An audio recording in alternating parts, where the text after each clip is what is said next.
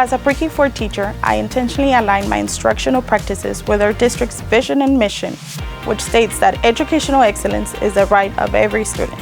This belief guides how I plan and deliver instruction, ensuring that all students are provided with equitable, high-quality learning experiences that support critical thinking and active engagement in learning. When planning for math small group intentional teaching experiences, my work begins before instruction ever takes place.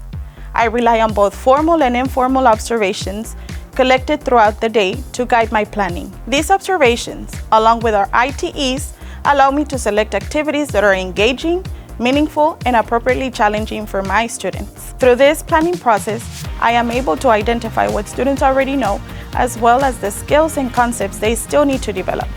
This helps me ensure that instruction is responsive and targeted to student need. I begin by thoroughly reviewing the intentional teaching experience card.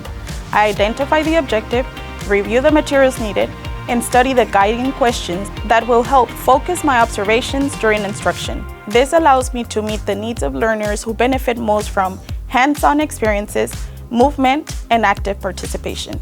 Following these hands-on learning opportunities, students are given time to demonstrate their learning by transferring it to paper. This step allows me to assess mastery, identify misconceptions, and collect evidence of student learning.